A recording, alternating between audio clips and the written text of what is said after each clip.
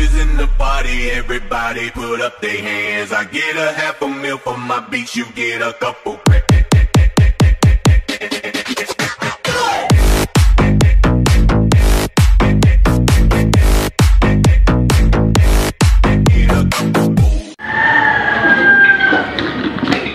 Ito yung mga gagamitin natin na pamalit dun sa signal light natin, kasi itong ipapalit natin ay meron tong dual contact, at pwede ka rin gumamit ng may hazard kapag nagpalit ka ng relay. Magagamit mo yung hazard mo, signal light mo, hindi mo mapapagana ito pag stock na relay ang gagamitin mo. Remind ko sa inyo yung mga quiz. Kahit etong sa signal light niya sa likod ay gagana rin. Pero kung gusto mo mas maganda, palitan mo rin to ng LED.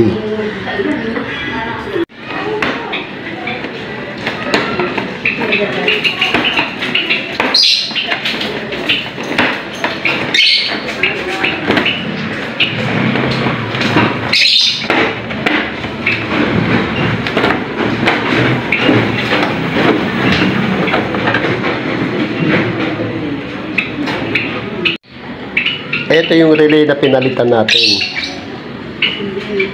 Yan na yung mumurahin lang yan, yung relay na yan. Mapapagana mo yung signal light mo na dual contact pag nagpalit ka niyan. So ikakabit mo siya dito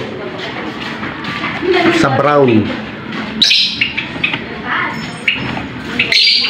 Ayun, yung brown. Ito, babalatan natin yan. Ayan yung brown. Ayun, nakita nyo yung brown. Yan. Yan yung brown. Banda dito siya. Diyan natin itatap yung dual contact na yan. Ito yun. Dito natin itatap yung dual contact natin sa signal light. Yan. Tatanggalin natin yung ito. Tatanggalin natin to. Yan. Yan. Twist mo pa kanan para ma-remove mo yung signal light mo. So, yan na siya. Ayan na. Ganun din dito sa kabila. Twist sa kanan. Ayan na. Tanggal na. So, dapat, pag kinabit mo to, nakaganito siya para hindi mahatak yung wire. Dahil ang hinang nito ay napakaliit lang. Ayan, o.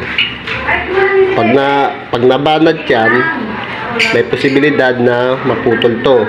Kaya marami ako nakikita na nagkakabit nito pero pundido yung kaliwa or kanan. Kasi ang kabit nila ay sagad. Kaya napuputol tong ito, natatanggal tong pagkakahinang niya. Dapat pag nagkabit ka, dapat mag-adjust ka ng wire. Nakaganto dapat yung wire mo para sure ka na hindi ka masisiraan ng mapupundihan ng dual contact.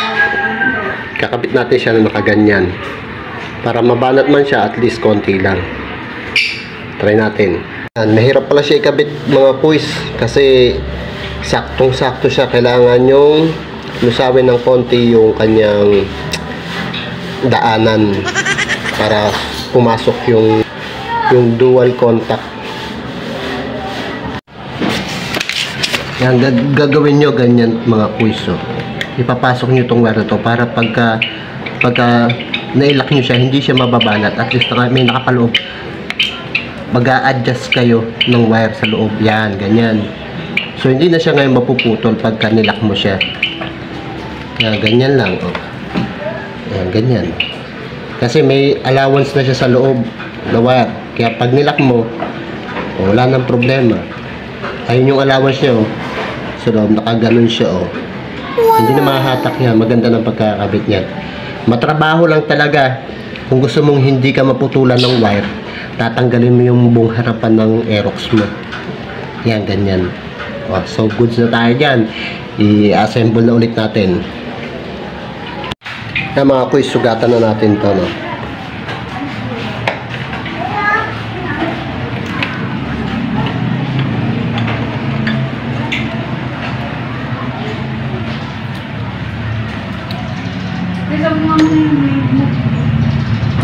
Nabalatan na. Kabit natin to.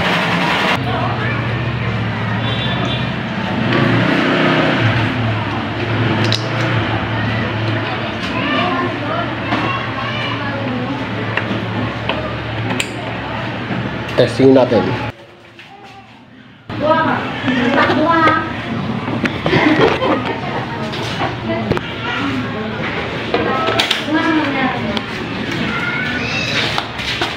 Gumagana. Umiilaw na. Umiilaw na. Try natin. Start.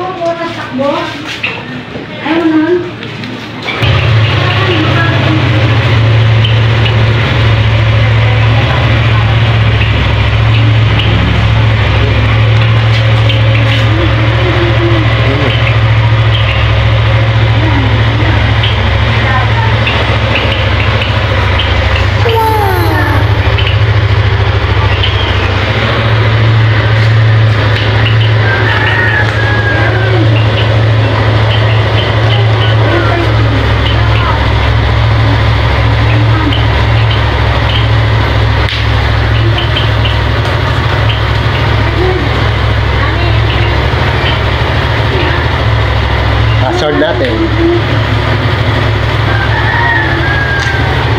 Diba?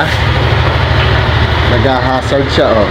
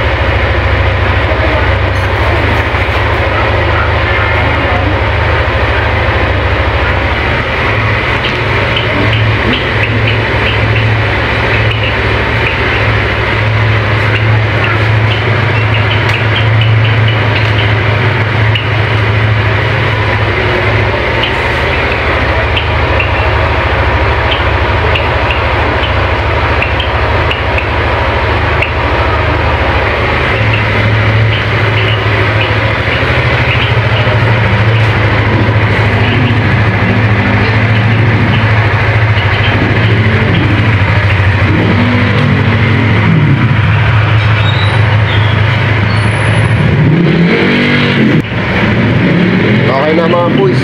Approve.